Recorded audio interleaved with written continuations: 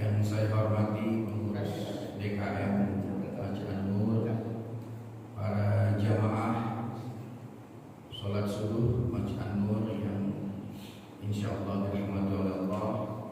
Alhamdulillah pada waktu subuh yang berbahagia ini kita masih diberi kesempatan untuk thalabul ilmi, menuntut ilmu sambil beriktikaf, berzikir di masjid yang kita cintai. Waktu subuh ini adalah waktu yang terbaik yang dipersembahkan Allah kepada kita semua, dan insya Allah akan menambah ilmu, menambah iman dan ketakwaan kita semua.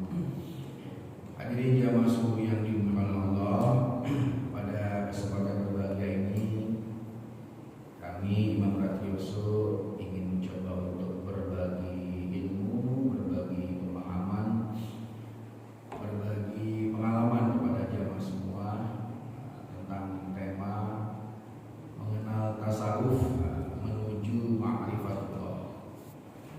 Sebelum masuk kepada materi, kami akan memberikan dua cerita yang insya Allah jamaah sudah pernah mendengarnya, dan ini berkaitan dengan tema yang akan kami sampaikan. Yang pertama adalah kisah Datsur dengan Rasulullah SAW. Suatu ketika Rasulullah sedang duduk-duduk santai begitu, berleha-leha di bawah sebatang pohon.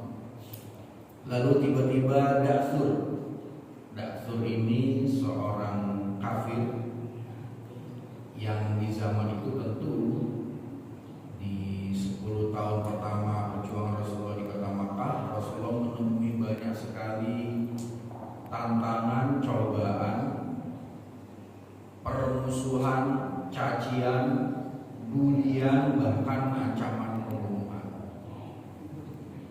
termasuk dengan apa yang dilakukan oleh seorang Datsur ini. Ketika Rasulullah asik santai istirahat, Datsur datang dengan sebilah pedang panjang. Karena suasana sepi, tidak ada orang, itu saat yang paling tepat Datsur memenuhi ambisinya untuk membunuh Rasulullah. Maka dengan seketika dia menaruh pedang itu di ujung leher Rasulullah. Ketika itu Datsur bertanya pada Rasulullah, dalam kondisi yang seperti ini, siapa yang mampu menahan pedangku untuk menembas lehermu, ya Rasulullah, wahai Muhammad? Kita bisa membayangkan peristiwa itu dalam imajinasi kita. Ancaman sudah tinggal satu gerakan, tinggal satu gerakan singkat saja leher Rasulullah bisa tertembas. Siapa yang akan menahanku untuk bisa menembas leher engkau, wahai Muhammad? Maka Rasulullah dengan tenang, dengan santai, dengan kalem namun tegas, Rasulullah hanya menjawab pertanyaan Datsur tadi, Allah, satu kalimat saja, Allah. Seketika itu pula Datsur bergetar mendengar jawaban Rasulullah. Hanya satu kalimat, Allah. Seketika itu pula pedang yang dalam genggaman itu terjatuh. Lalu Rasulullah dengan santai saja mengambil pedang itu, lalu membalikkan keadaan, menaruh pedang itu di leher Datsur dan berbalik bertanya, wahai Datsur, siapa lagi yang akan menahan tanganku ini untuk bisa menembas leher? Dan pada momen itulah Datsur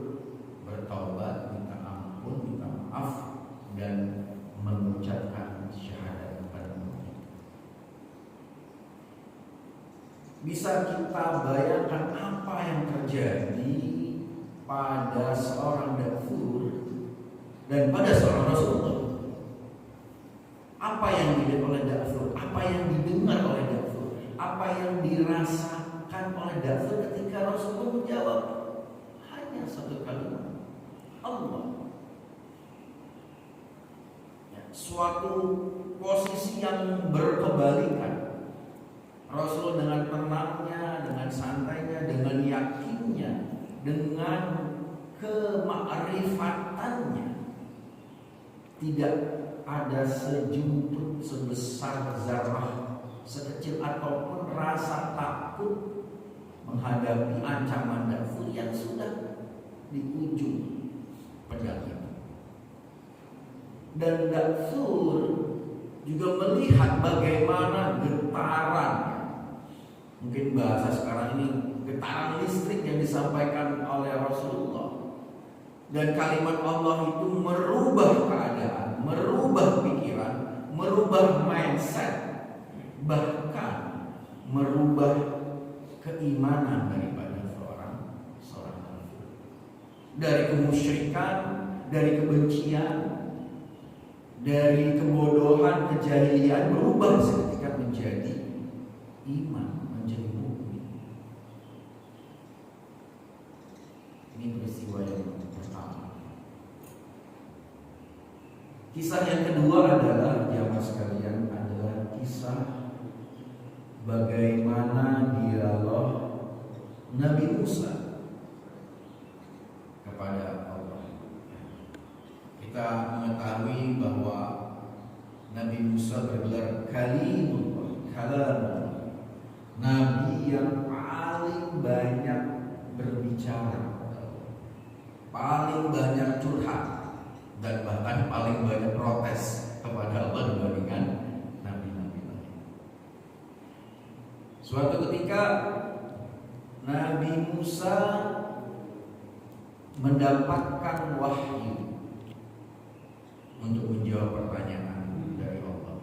Wahai Musa, datangkan kepadaku seseorang atau sesuatu atau apa saja yang kamu anggap lebih hina dari dirimu. Datangkan kepadaku, wahai Musa. Lalu Musa berkelana, berpikir, mencari siapa ya yang bisa kubawa yang anggap lebih hina daripada. Lalu dia datang ke pasar perbudakan. Di zaman itu perbudakan masih sangat banyak. Dia cari budak-budak yang dianggap hina, dia anggap paling miskin, paling tidak berarti, berpenyakit. Lalu dia berpikir, ini pasar budak, banyak sekali orang-orang yang dianggap hina, tapi rasa-rasanya mereka tidak lebih hina daripada aku. Lalu dia meninggalkan pasar budak itu. Dia berkelana lagi, mencari lagi, sampai suatu ketika dia mendapati seekor anjing yang sudah lusuh, kumuh, bahkan berpenyakit kulit. Udah nggak karu-karuan bentuknya, udah bau busuk, hampir mati. Lalu Nabi Musa membawa anjing ini dan berpikiran ketika itu, ini makhluk yang hina, lebih hina daripada. Namun tidak berapa lama, hanya beberapa langkah saja, Nabi Musa menangguhkan niatnya. Lalu dia menghadap Allah,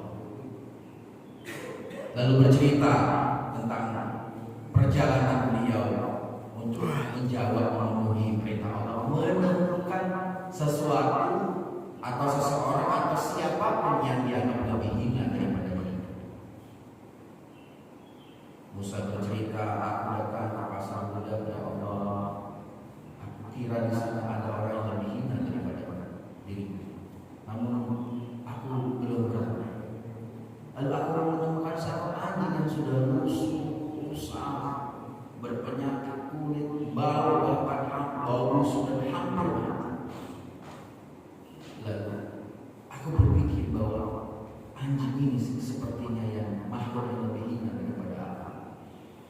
Lalu aku berjalan untuk memenuhi panggilanmu. Lalu di tengah jalan aku berpikir, anjing yang berpenyakit ini tidak lebih hina daripada aku. Sampai aku datang menghadapi Allah, aku tidak bisa menemukan jawaban, tidak bisa menjawab pertanyaan untuk membawa seseorang atau apapun atau makhluk apapun yang aku anggap lebih hina dari itu.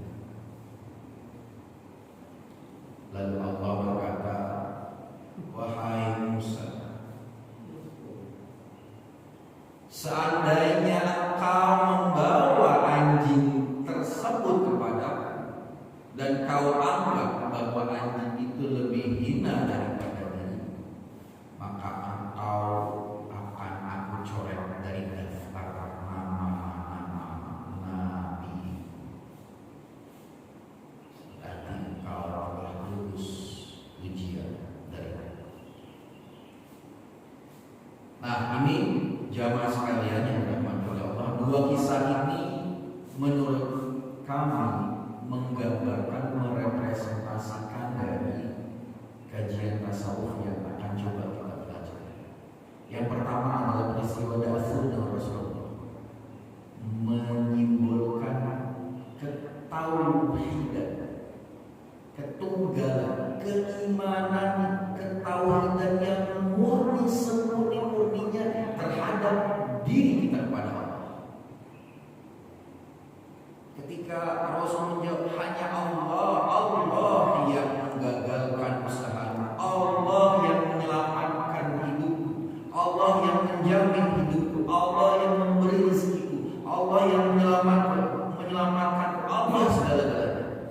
Puncak dari segala iman Islam, tauhid adalah tauhid yang sudah bukan lagi kata-kata, yang sudah bukan lagi imajinasi, yang sudah bukan lagi kala-kala, yang sudah bukan lagi belajar, tapi iman tauhid yang benar-benar sudah terinternalisasi di dalam diri kita, tubuh kita, pikiran kita, seluruh dimensi yang ada pada diri kita.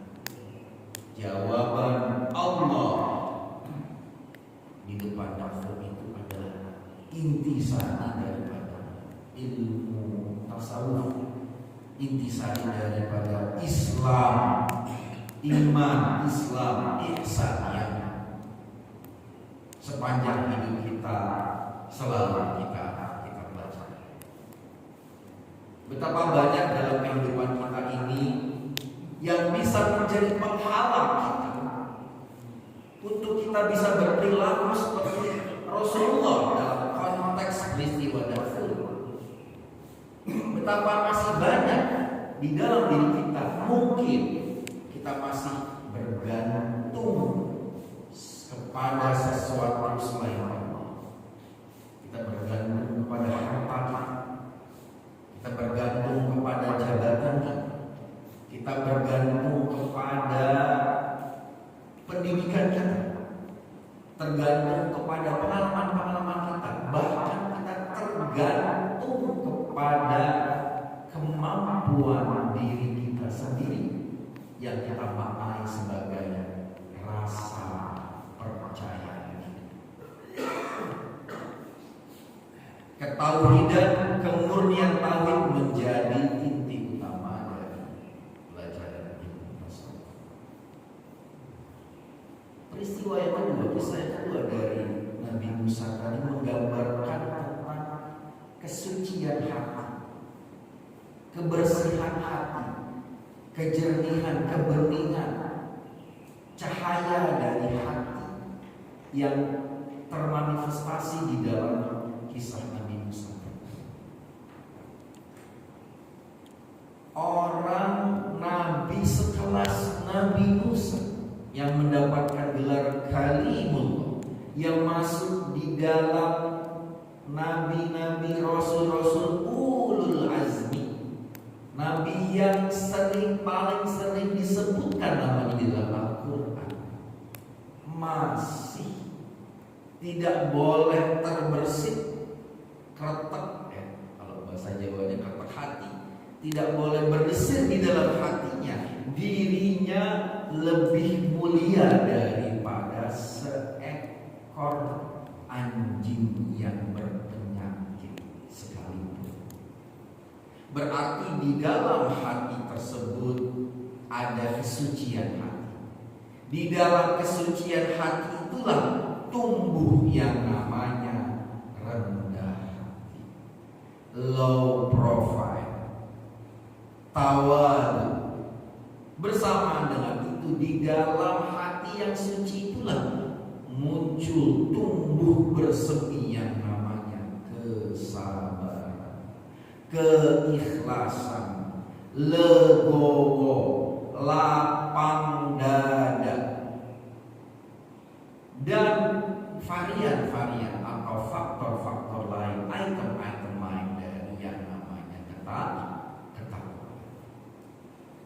Jadi ilmu tasawuf sebenarnya adalah sebuah metode, sebuah cara untuk dapat meneruskan atau minimal mempertahankan legacy, warisan kekuatan spiritual, kekuatan batin yang telah dicontohkan oleh Rasulullah terdahulu.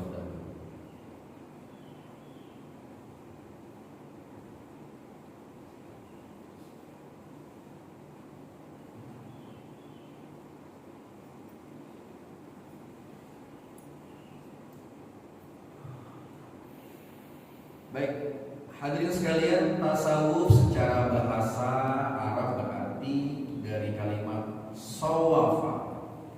Sawafa ada banyak arti dari para ahli. Sawafa bisa berarti kesucian, suci, bersih. Sofin, al-ma'u sofun.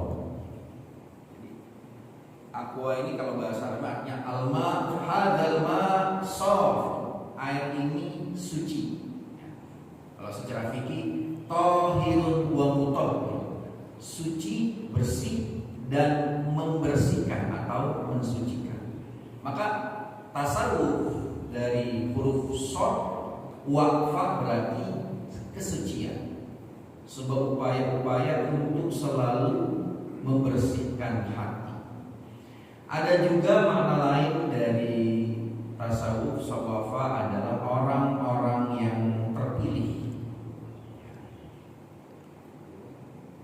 Umar bin Khattab pernah berdoa, Allahumma ja'alni minal khalilin, ya jadikanlah aku orang-orang minoritas, karena yang terpilih adalah hanya orang-orang minoritas.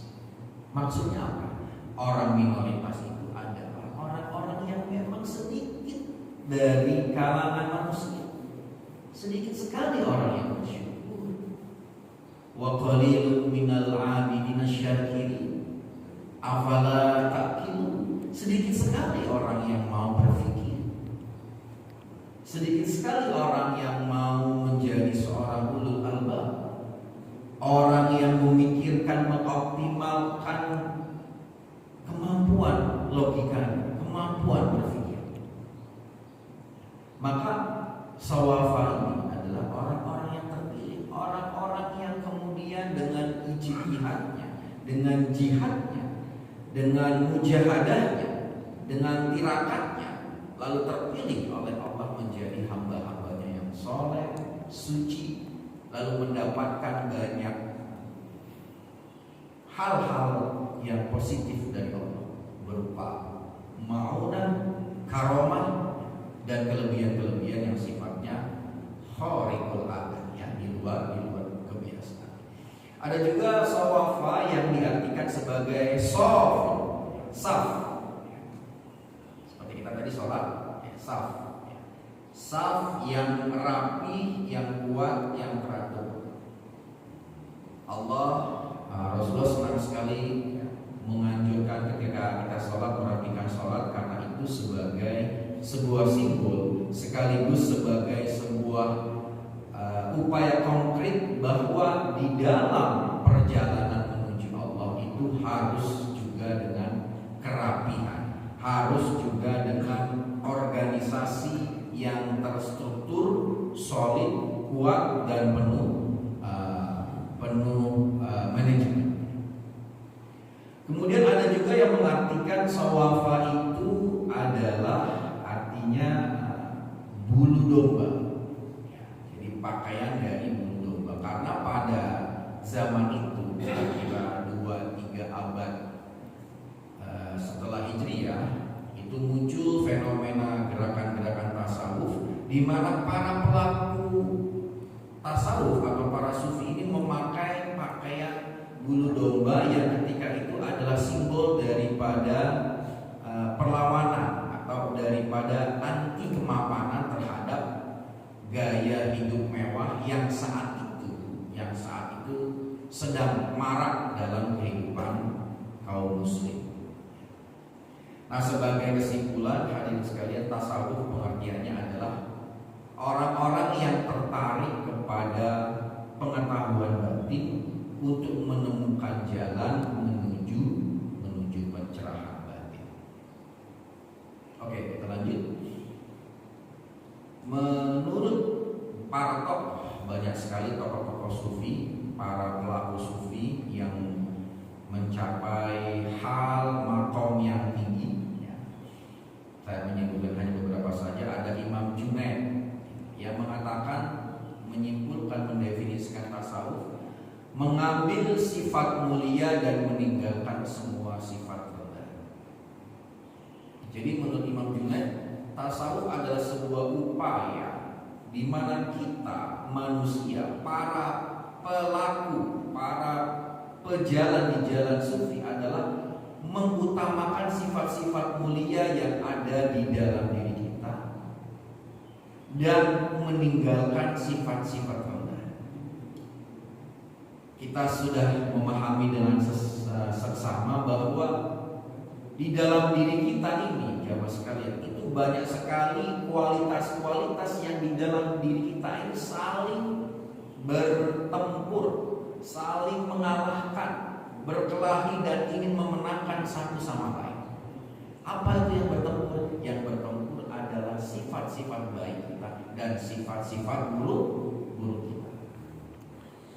Fa'alhamaha fujuraha wa taqwaha, dan Allah mengilhamkan kebaikan-kebaikan dan keburukan-keburukan di dalam manusia. Dan perjuangan abadi kita adalah memenangkan kebaikan-kebaikan itu di atas keburukan-keburukan kita. Dan hanya kitalah yang memahami sebenarnya di dalam tabulasi skor, dalam tabulasi kemenangan kekalahan ini, kita lebih banyak menangnya atau lebih banyak kalahnya. Dan itu yang kita upayakan. Belum lama kita minggu lalu senang sekali timnas kita menang. Bisa kita bayangkan Bapak-bapak, 32 tahun menunggu, ya, rasa tegangnya, rasa tapi merasakan kemenangan 32 tahun tertunda. Itu baru contoh kecil, apalagi di dalam diri kita. Bulan lalu di dalam bulan Ramadan kita sedang dilatih oleh Allah untuk betul-betul menjadi pemenang, memilih, memenangkan, memperkuat kebaikan-kebaikan di dalam diri kita dibandingkan keburukan-keburukan di dalam diri kita.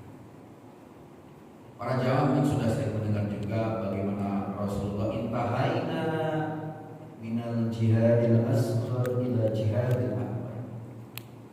Ketika selesai perang Badar, di mana umat Islam mendapatkan kemenangan yang fantastis, kira-kira 300 pasukan melawan 1000 kaum kafir, menang gila-gila, kemenangan yang besar sekali.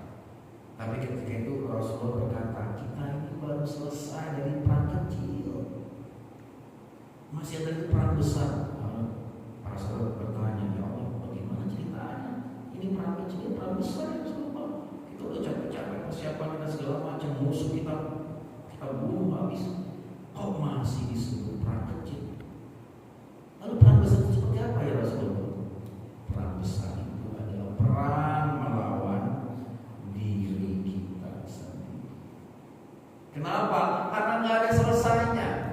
Kenapa pula? Karena tidak berbentuk, ada di dalam hati kita, ada di dalam pikiran kita, ada di dalam desir-desir hati kita. Itulah perang yang sesungguhnya. Maka sholat 5 waktu itu adalah pensucian antara sholat 5 waktu itu. Misalnya nih, subuh ini tadi kita sudah sholat dengan khusyuk, sudah dengan seoptimal mungkin merasakan getaran Allah, berdoa, berharap, memohon. Lalu kita hari ini mendengarkan taklim bersama-sama. Nanti mungkin 1 jam, 2 jam ke depan, dengan sengaja atau tidak sengaja kita berbuat dosa lagi. Kita mengotori hati kita lagi, mengotori pikiran kita lagi, entah dengan perkataan, kita bergibah mungkin, menjelekkan orang lain mungkin, atau kita terprovokasi oleh omongan orang lain. Dosa dengan mata kita, mungkin kita membuka sosmed, men-scroll TikTok, IG, segala macam, melihat hal-hal yang dilarang oleh Allah, berbuat dosa lagi. Tapi Allah menyediakan instrumen yang sangat bagus, ada salat zuhur. Dosa antara subuh sampai zuhur nanti dihapus oleh salat zuhur, bersih lagi, suci lagi. Salat subuh, makan siang, jam 1 berbuat dosa lagi. Dapat tugas dari bos, dapat pimpinannya. Bos gua nggak tahu, dasar resek. Sudah keluar lagi dosa menghina. Begitu seterusnya, asar membersihkan dosa di antara zuhur dan asar. Berbuat dosa lagi, salat maghrib, begitu seterusnya. Antara salat Jumat dengan Jumat berikutnya juga menghapus. Jadi Allah ini melalui perantara Rasulullah itu sangat sayang sama umat Islam. Rasulullah menggambarkan kalau seorang muslim mukmin salat 5 waktu saja yang rawatib itu dijalankan dengan baik, bisa kita bayangkan jamaah sekalian betapa bersihnya kita. Betul ya? Di dunia ini orang yang paling rajin mandi itu siapa? Bapak sekalian. Ya. Orang yang paling rajin mandi itu orang Indonesia. Ya. Saya jarang keluar negeri, tapi begitu saya bikin status, orang yang paling rajin mandi itu adalah orang Indonesia. Kenapa? 2 hari sekali.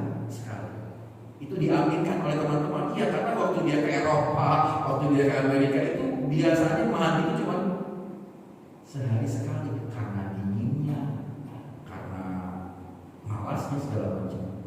Kita 2 hari sekali ini sudah relatif bersih. Lah kalau kita mandi 5 hari sekali,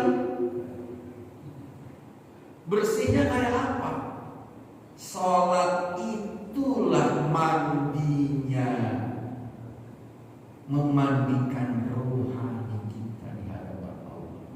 Setiap hari sepanjang hidup kita sholat rawatib itu. Apalagi kalau ditambah sunnah-sunnah, qabliyah, ba'diyah, ditambah tahajudnya, ditambah duhanya, ditambah hajatnya, ditambah tasbihnya, ditambah sholat safarnya, ditambah sholat mutlaknya. Dulu waktu saya nyantri di Gontor, dengar cerita pendahulu kami, pendiri kami, Kiai Imam Zarkasi, sholat tiap malam itu, jamaah sekalian, beliau sholatnya setiap malam 100 rakaat.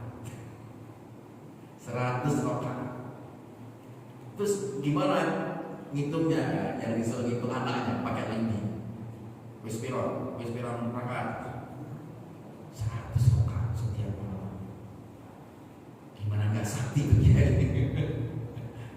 Dan setiap tanah, jengkal tanah di pondok itu, di pondok Gontor PKI, semua tanah itu sudah dijadikan masjid. Artinya beliau sholat di atas tanah itu.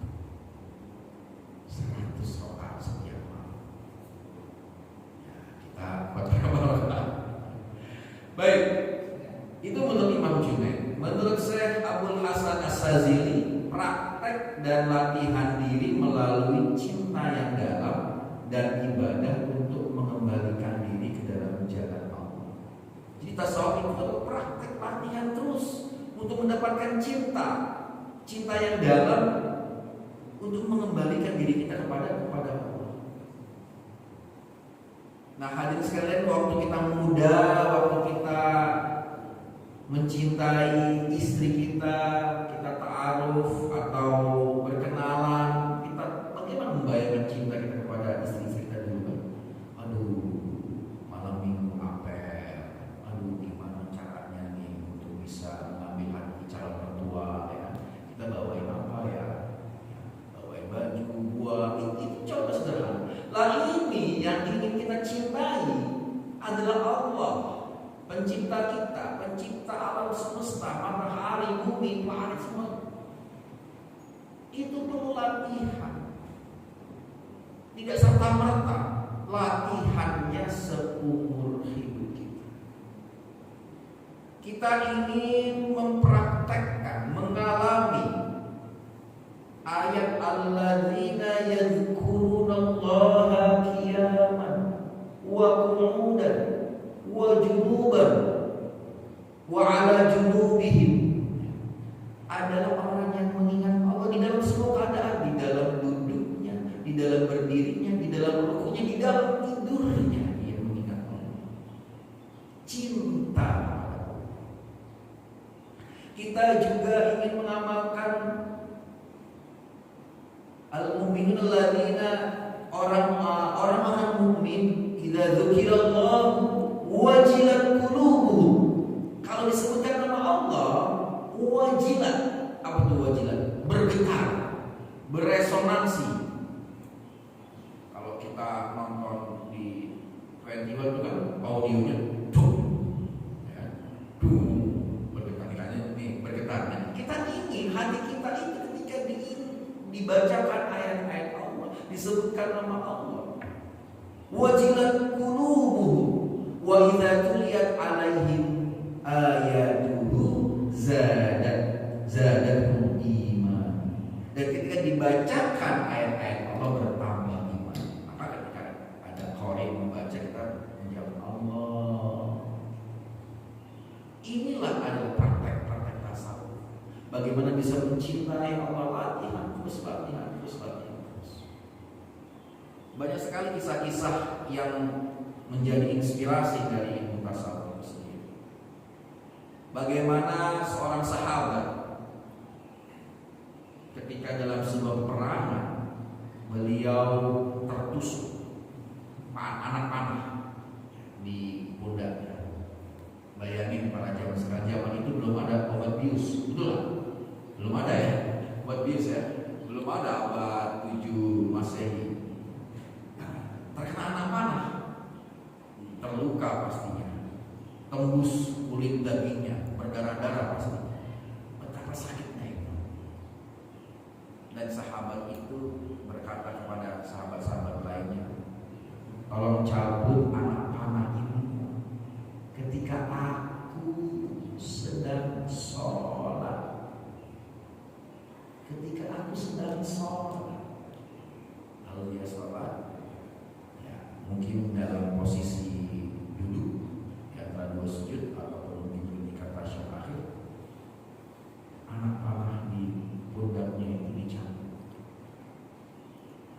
dan sahabat itu tidak merasakan apa-apa.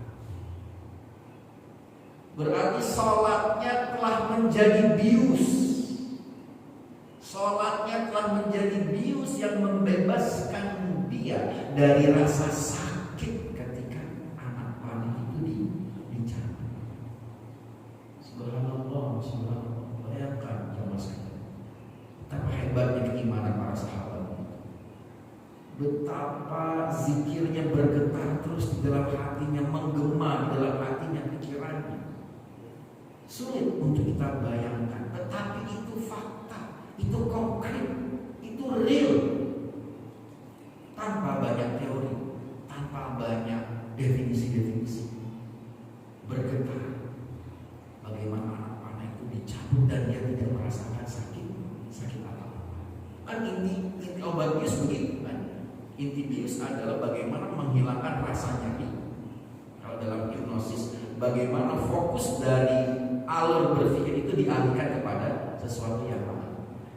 Dalam konteks sahabat ini, pikirannya, perasaannya, bahkan rasanya sudah ditransformasikan, sudah dialihkan kepada kecintaan kepada Allah, yang dengan itu rasa sakitnya dari tercabutnya anak panah hilang. Kemudian menurut saya Asyuyuti, sufi adalah orang yang bersiteguh dalam kesucian kepada Allah dan berakhlak baik kepada para makhluk. Ya, jalan-jalan kesucian. Kalau kita dengar cerita sufi pada zaman dahulu itu kadang-kadang nggak masuk logika kita juga. Kadang-kadang kok rumit sekali. Ada seorang sufi yang ingin makan sesuatu, itu harus memastikan makanan ini halal apa tidak, suci apa tidak. Jadi kalau kita makan di resto mana misalnya gitu ya, sebutkanlah, mohon maaf, nyebutin label ya kan, Padang, masakan Padang pagi sore ya. Ditanya dulu, ini rendang dari mana? Oh dari sini. Ditanya, kamu gimana cara kamu mendapatkan kambing ini? Gimana kamu memelihara kambing ini? Semuanya harus syar'i, harus sesuai dengan syariat, tidak boleh ada satu luka sekali. Baru dia mau makan. Maka ada seorang kiai, seorang ulama, seorang buya, masih ada sekarang di Bandung. Kalau jamaah pernah dengar namanya Buya Mufassir di Lebak sana. Itu hanya mau makan dari tumbuhan tanaman yang ia tanam sendiri. Jadi beliau punya sawah sendiri, punya kebun sendiri. Ini semuanya hanya mau makan yang dari pekarangan ini, untuk menjaga kesucian hatinya dari makanan-makanan yang menurut pandangannya syubhat. Kalau kita melakukan sendiri kan sudah pasti halalnya. Nah itu contoh daripada perilaku tasawuf yang selalu ingin menjaga kesucian. Maka dari beberapa definisi tersebut, hadirin sekalian, basis tasawuf adalah pensucian hati dan menghasilkan outcome. Apa hasilnya? Hasilnya adalah harmonisasi relasi kepada Allah dan makhluknya untuk menjalankan tugas kekhilafan itu. Sebenarnya representasinya adalah dalam sholat. Kita ini sholat kan ini sholat lidzikri, dimulai dengan takbir ketika Allahu Akbar, Allahu Akbar kabira walhamdulillah, dan seterusnya. Ketika kita sholat sudah tidak ada yang lain, yang ada hanya Allah.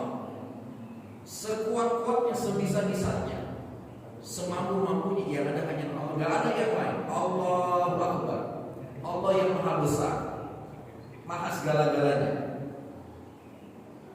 Kalau kita ini, kalau analogi fisikanya, kita ini, saya lebih besar daripada mikrofon ini. Masjid ini lebih besar daripada saya. Nah kalau Allahu Akbar, Allah maha besar, berarti Allah, kita bisa menganalogikannya sendiri. Di dalam sholat tidak ada yang lain kecuali Allah. Tidak ada istri, tidak ada anak, tidak ada pekerjaan, tidak ada yang lain. Yang ada hanya Allah saja. As-salatu mi'rajul mu'min. Salat itu mi'rajnya seorang hamba. Isra Mi'raj tiap hari kita kerjakan melalui sholat. Salat itu diawali dengan takbir, diakhiri dengan assalamualaikum warahmatullahi wabarakatuh. Assalamualaikum warahmatullahi wabarakatuh. Apa itu? Memberikan salam kepada orang-orang sekitar kita. Salam damai, salam perdamaian, salam ketenangan. Jadi hebatnya Islam, hebatnya Rasulullah itu adalah hablum minallah terbangun dengan baik, dan puncak daripada hablum minallah adalah hablum minannas. Puncak daripada indahnya pertemuan dengan Allah adalah kembali kepada manusia. Rasulullah ketika beliau akan wafat, kalau bahasa kita mau nazar itu, yang diingat siapa? Yang diingat ummati.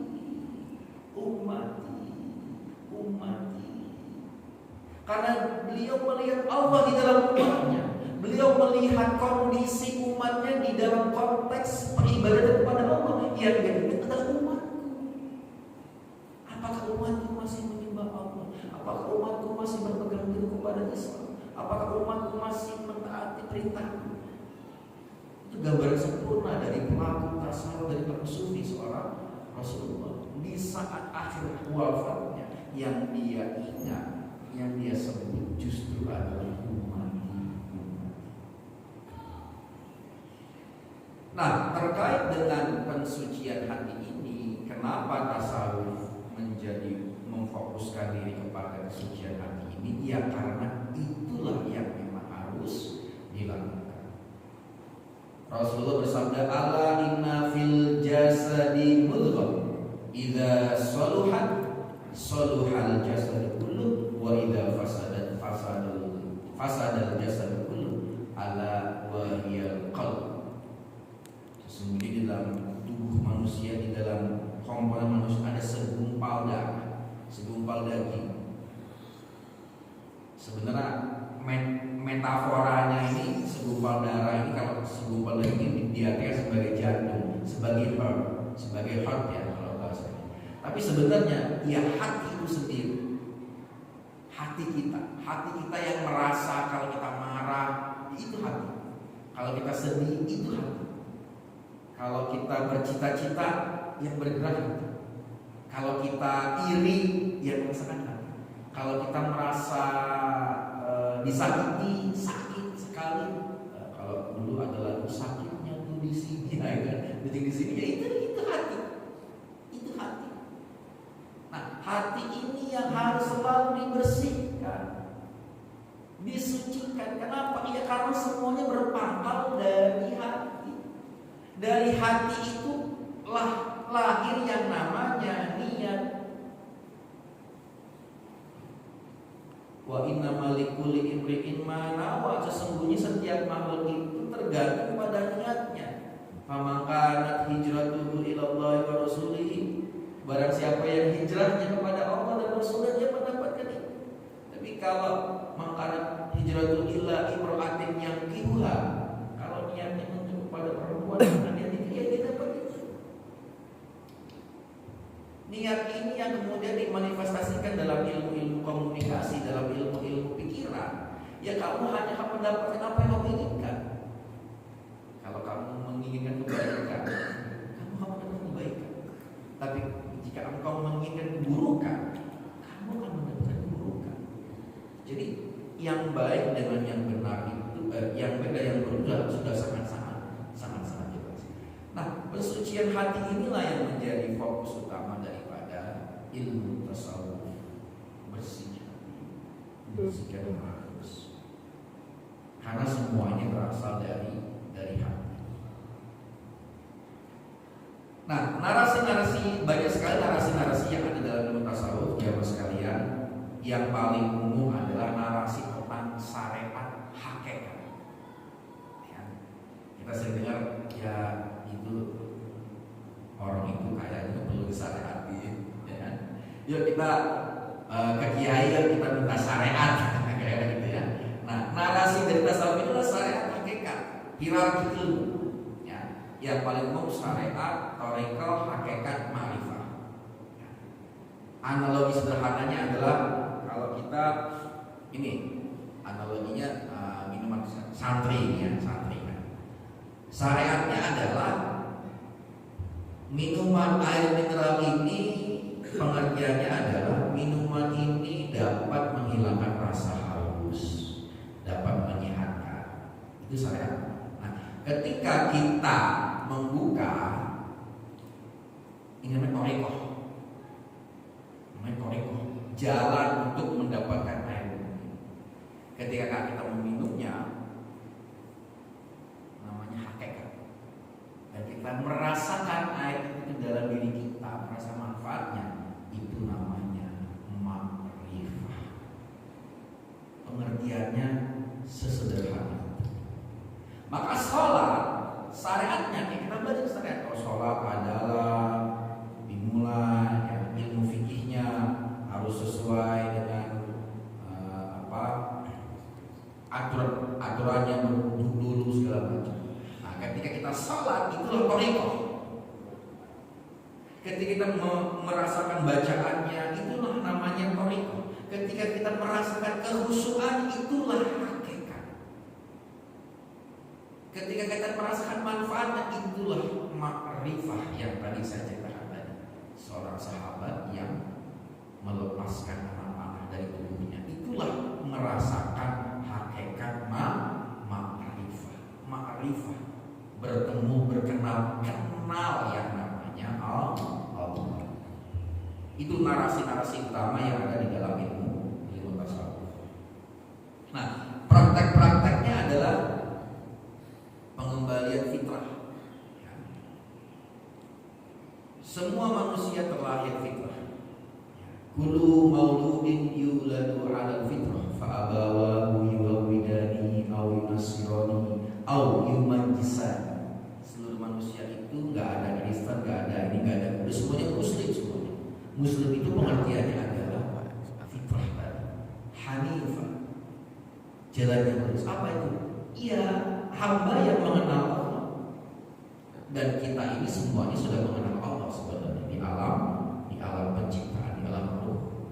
Ketika itu kita berdiam, alastu bi rabbikum, bala. Wahai ruh-ruhku, siapakah aku? Apakah aku Tuhanmu? Kita ketika itu menjawab di alam roh, iya Allah, benar, Engkaulah Tuhanku, Tuhan yang aku sembah, yang aku taati, yang aku turuti. Itulah fitrah yang sesungguhnya. Tasawuf adalah praktek-praktek yang mengembalikan lagi kepada kondisi fitrah itu. Lalu apa yang membuat kita kotor? Yang membuat kita kotor ini adalah kehidupan dunia. Yang membuat kita kotor adalah pikiran kita dalam 24 jam lebih banyak memikirkan kita bersama apa, anak kita mau kita kasih rezeki apa, khawatir, cemas, takut. Itu yang membuat kita kotor. Tasawuf berupaya untuk mengembalikan fitrah. Lalu praktek lain adalah berzikir. Ala bizikrillah tatma'innul qulub wadhkurullaha qiyaman wa qu'udan. Zikir. Maka banyak sekali metode-metode zikir. Ada metode zikir khaufi, ada zikir jahri, ada zikir sirri. Ada orang harus menamakan zikir sekian ratus, sekian ribu, sekian puluh ribu, bahkan sekian juta. Itu masing-masing punya metode. Karena dalam berzikir itulah membersihkan hati, membersihkan pikiran. Lalu praktek yang lain adalah berkhalwat. Berkhalwat itu adalah apa ya? Khalwat ya. Bermeditasi, mengasingkan diri ya. Bertahanuf. Dasarnya apa? Dasarnya adalah dari bagaimana Rasulullah selama 20 tahun, selama 15 tahun kalau kita pelajari Rasulullah ke Gua Hira itu selama 15 tahun dari umur 30 sampai dari umur 25 sampai Rasulullah dia akan menjadi Rasul di Gua Hira. Metode khalwat yang merenung sampai mendapatkan wahyu. Lalu muraqabah ya, ini selalu mendekatkan diri kepada Allah.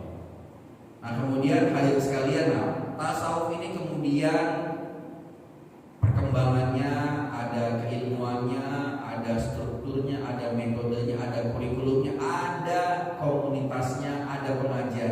yang kemudian dinamakan sebagai thariqah, tarekat. Ada di Indonesia ini yang secara perhimpunannya, kalau bahasanya asosiasi lagi gitu ya, Jam'iyah Ahli Thariqah Mu'tabarah yang dipimpin oleh Habib Lutfi bin Yahya yang di Pekalongan itu. Ada 44 jenis tarekat. Ada Qadiriyah, ada Umariyah, ada Naqsyabandiyah, ada Qadiriyah Naqsyabandiyah, ada Syaziliyah, ada Rifa'iyah, ada Maulawiyah, ada Rumiyah, banyak sekali. Ada 44 yang masing-masing tarekat itu punya guru-guru mursyid yang ujungnya sampai kepada Rasulullah. Ada yang melalui sahabat Abdullah bin Abbas, ada yang melalui sahabat Ali, ada yang melalui Umar, ada yang melalui Abu Bakar, dan seterusnya. Semuanya punya hierarki keilmuan. Adapun perbedaannya mungkin varian-varian yang itu disesuaikan menurut kondisi negara pada saat itu. Nah, terakhir sebagai penutup sebelum kita, jika masih ada waktu untuk bertanya jawab. Nah, dari sekian banyak metode wawasan yang luas sekali dari ilmu tasawuf sebagai bagian dari khazanah keislaman kita, mari kita permudah saja tasawuf ini dengan pengertian yang paling sederhana yang menurut saya ada di dalam doa ini, di dalam hadis ini. Allahumma a'inni ala dzikrika wa syukrika wa husni ibadah. Ini doa yang singkat, sederhana, tapi sangat bermakna dan powerful menurut saya. Allahumma a'inni, ya Allah tolong aku. Tolong aku. Kalau kita minta tolong berarti apa itu artinya? Tolong ya. Artinya apa? Ya kita ini udah lemah banget lah. Udah SOS bahasa, udah darurat, udah mentok, udah gak tahu mau ngapain lagi. Ya Allah, Allahumma a'inni, aku minta tolong ya Allah, udah gak tahu lagi nih. Udah gak ada jalan lain. Ya. Udah mentok. Udah dikejar-kejar, udah habis cara, habis metode, udah gak ada yang lain. Maka aku minta kepada Allah, kepadamu ya Allah. Allahumma ini ala zikri, ya supaya apa? Supaya aku mudah ingat kepadamu ya Allah. Aku gak sanggup zikir 1000 kali, aku gak sanggup. Tapi tolong aku untuk aku mampu berzikir minimal 1000 kali. Subhanallah misalnya, atau minimal 1000 kali sholawat misalnya, atau minimal 1000 kali tasbih misalnya, atau minimal 1000 kali surah Al-Ikhlas, qul huwallahu ahad misalnya. Mampukan aku ya Allah. Tidak hanya mampukan diriku, tubuhku, tapi mampukan lingkunganku, mampukan rumahku, mampukan istriku, mampukan anak-anakku untuk tidak mengganggu. Allahumma a'inni ala dzikrika, kemampuan untuk selalu berzikir, karena di dalam zikir itulah pensucian hati terjadi, di dalam zikir itulah ketenangan hati ada. Setelah itu minta tolong lagi, karena sudah bisa berzikir akan tumbuh wa syukrika, kemampuan untuk bersyukur. Barang siapa yang bersyukur maka akan ditambahkan nikmatnya, dan barang siapa yang kufur maka akan mendapatkan kemurkaan. Syukur. Tidak ada kesyukuran yang tidak di dalam mengingat Allah. Kita mungkin sering bersyukur, sering menitikkan air mata habis sholat tahajud, melihat istri kita yang baru tidur, melihat anak-anak kita bersyukur, ya Allah istriku sehat, sehat, soleh semuanya. Ya Allah, rasanya aku tidak sanggup melakukan semua. Itu semua dimungkinkan karena bantuan Allah, karena terus menerus wa syukrika, dan ujung-ujungnya adalah wa husni ibadati, dan agar aku selalu bisa beribadah yang baik kepadamu ya Allah. Kalau sholatku sholat yang baik, sempurna wudhunya,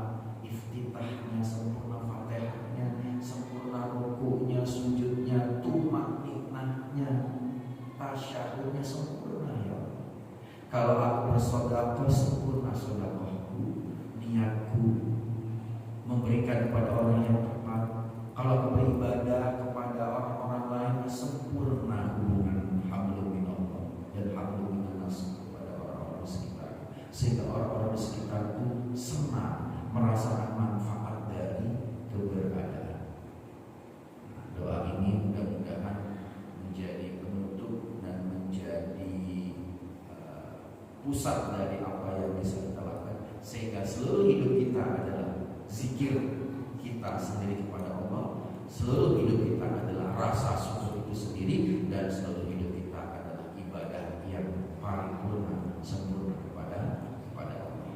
Saya kira demikian sebelum waktu syuruk. Bila masih ada waktu dan berkenan ada tanya jawab, kami silakan.